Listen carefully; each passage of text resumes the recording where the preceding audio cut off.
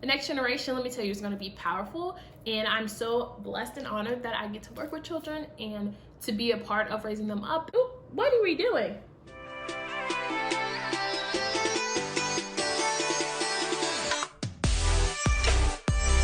Hey teammates, welcome to Teaching with Tania. I have a special guest here, my nephew Zay. Hi ZK. We're eating oranges as a snack. Here, let me help you. There you go. He's so particular. I love him.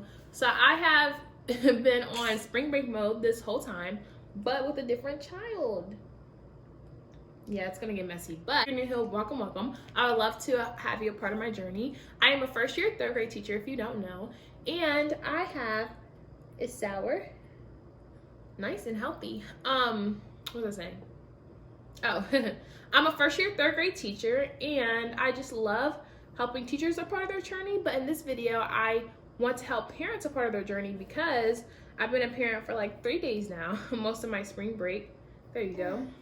Yeah, it's nice and good. And so I just have been praying about how to make children successful. I do feel like it's a part of my calling as a teacher and now as an auntie. I just want parents to be able to be equipped not only to help their child, but also to help the children as well. So in this video, I'm talking about what you could do to help make a child successful that I found just in working with kids and everything. First thing I want to touch on is being a parent agent. Now this is a little different than being like a biological parent, or many of you have probably heard the saying that it takes a village to raise a child, and I'm part of his village. I'm just happy to be part of your village. But it definitely does. And if you are a parent, or if you're an adopted parent, or anyone that is a part of that child's parenting agent system or village to raise a kid, then you know that it takes a whole team effort. So the first thing I want you to know is that on that child's educational team, you need to empower that child. So it's never too early to speak life into children and let them know that they are more than capable of doing anything that they want. It has been a pet peeve of mine when people like stifle students' dream, because you don't know what that kid may be 10, 20 years from now. And it breaks my heart when you hear like celebrities or like people growing up, people that are older now say, I had this one person who didn't believe in me or whatever. Like, never stifle a child's growth. Some other ways you can empower a child is by asking them questions, like giving them a voice to say what they want and not shutting them down based on whatever you think should be happening. Or I feel like as adults, sometimes we push our agenda on children, even though that's basically what you wanted to do anyway. So having them ask questions or asking them questions foster their curiosity, but then also let them be independent. Give them the tools they need to be independent. For example, if they want to pick up their clothes, help them amplify their voice. So like, you may give them 3 options, but guess what? They get to choose those 3 options. Let them know that whatever they're doing, they do have a say in what they're doing. That has been really beneficial for me in the classroom as well. I'm giving them 3 options. Whether, okay, you're done with your work, there are 3 other things that you can be doing to help yourself be productive or to help continue your learning. At home, this can look different. Probably not with food options, but giving them options of where they want to go, how they want to play, how they want to use their free time. It's so many things that I feel like you could just go a long way with this, but I'm going to leave that alone. Just make sure you're empowered. Ooh, what are we doing? He is knocking them on the ground. But that's some ways you can empower a student or a child in general. The second thing you can do to help make a child successful is show them the correct way of doing things. As adults, we're always telling children, no, you can't do this. No, you can't do this. No, you can't do this. And it's like, okay, well, what can they do? Say, I can do a lot if you teach me how to do it.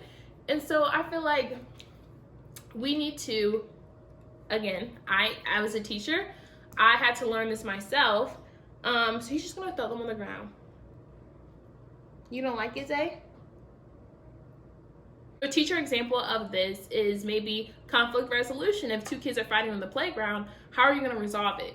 Yelling back and forth, hitting. Some children only see fighting in their household, so they just resort to that because they don't know any other way to solve conflict.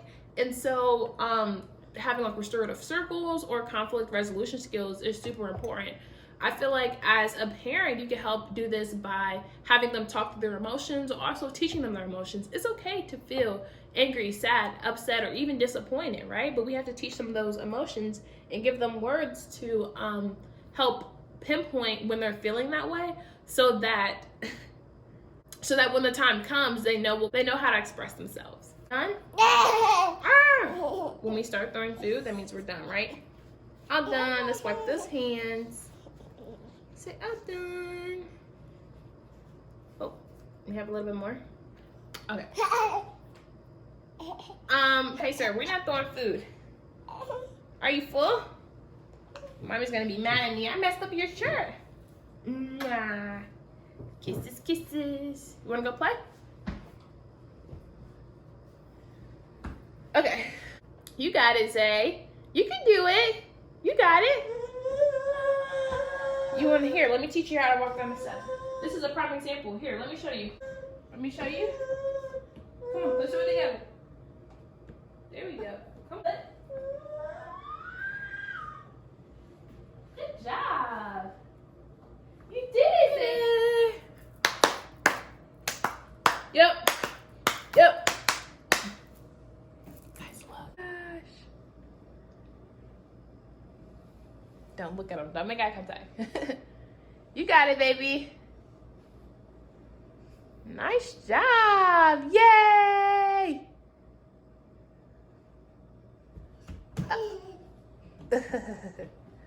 There you go. He's gonna play on the steps as I finish this video, but that was a prime example of, okay, letting him know that it's a safe space, and it's a huge step for him. I could have easily picked him up and just got him off the step, but at the end of the day, like, he has to develop his gross motor skills as well, and let him know, like, it's a safe place. Like, you're not gonna fall, or even if you do fall, like, as a loving auntie, I'm gonna be there to help pick you up.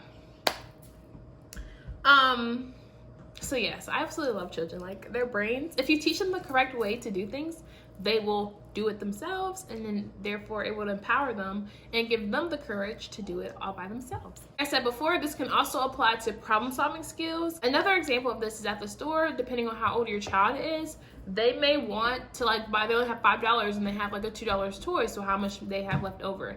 Having them to, like, use process of elimination or prioritize things that they want opposed to things that they actually really need.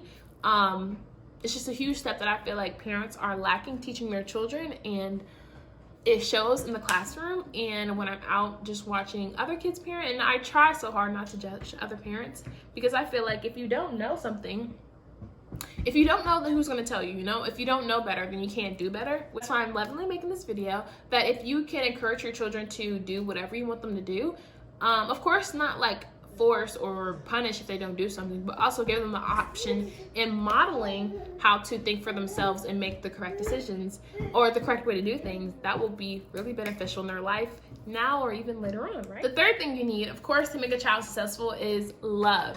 I have seen so many adults not give the love that they need when they did not get the love that they need when they were young.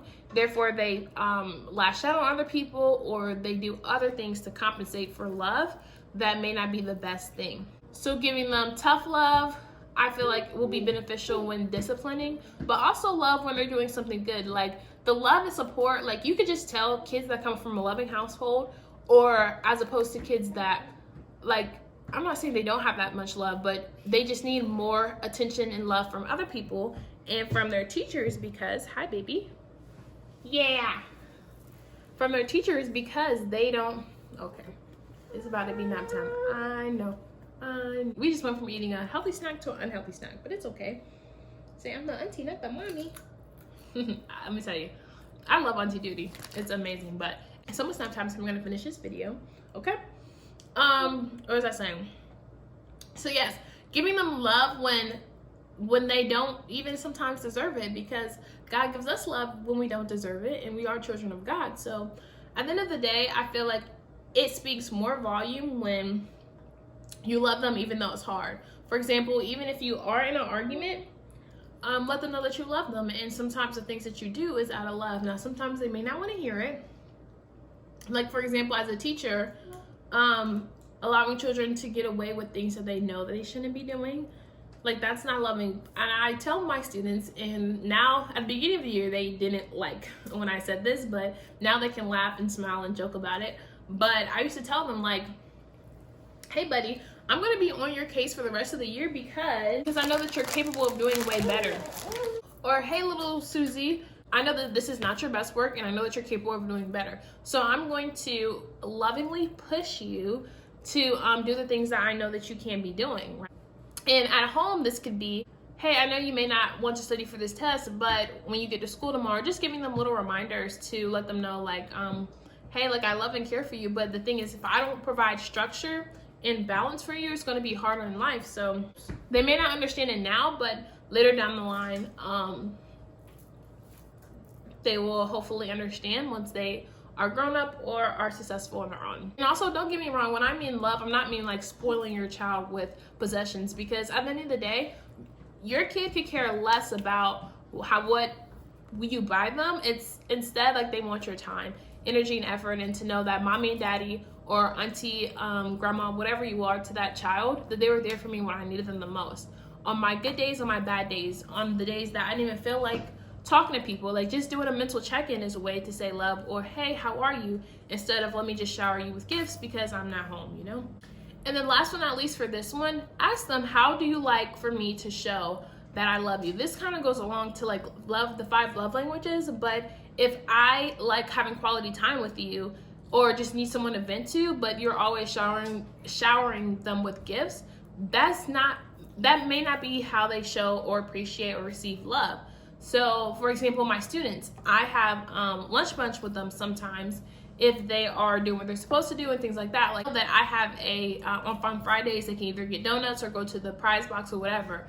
But sometimes, especially in my neighborhood where I teach, students just want a listening ear or someone to know, hey, this person cares about me, and they will tell you all about their home life. And sometimes students just need a safe one-on-one space where they can express themselves. So like, if they were student of the week that week, then any of those students of the week can have lunch with me like on Fridays and things like that.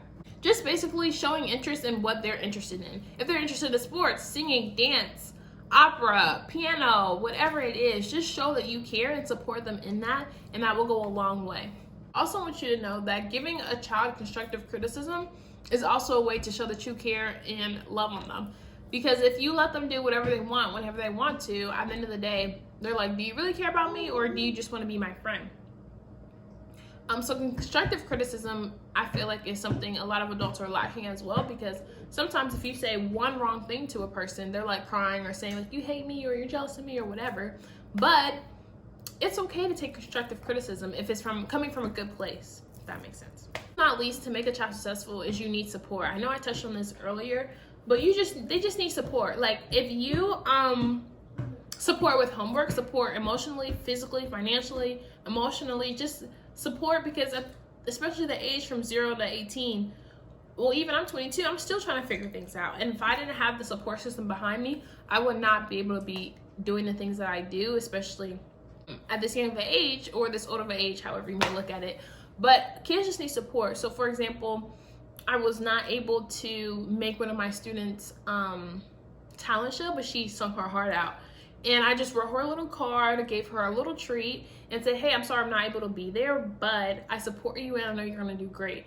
And she was just smiling from ear to ear, and it just lit up her day. The way I supported her in that way, it may look different for each child, each student, each classroom. Another one of my students loves to draw. Like she would draw on paper, draw on anything, and I gave her a coloring book for Christmas to let her know, like, I support you. Even though I tell you, no, you're not supposed to draw on your work that you're turning into me because I have to grade it. I can't see your answers if you're drawing all over it. But let her know, like, in a positive way, like, but this is what you can draw on, you know? And so giving her that scrapbook meant the world to her as well. And she was just like, Miss Brown, she still talks about it, and that was like in December. But finding different ways to let your children know that you support them, whether they're your children at school or your children at home. I feel like parenting or just being there for children can be emotionally exhausting. So make sure you also take care of yourself so that you are prepared and your cup is filled so that you can pour into them, because the next generation, let me tell you, is going to be powerful. And I'm so blessed and honored that I get to work with children and to be a part of raising them up in the next generation. Excuse me, sir. It's so funny. He's so little, he knows where he can fit in all the nooks and crannies. You ready to go? Yeah. Uh-oh. Yeah. First off, you want to show me your Crocs? Yeah, all the crumbs. Look at their Crocs. Hopefully you guys can see it. Look at his Crocs. Say, I'm so cool. Alrighty. Thank you guys so much for watching this video. If you have any other ways you like to support your children at school or at home, feel free to leave that down in the comments down below. I love chit-chatting with you guys. Thank you guys so much for watching my channel, and I'll see you guys in my next video. Peace.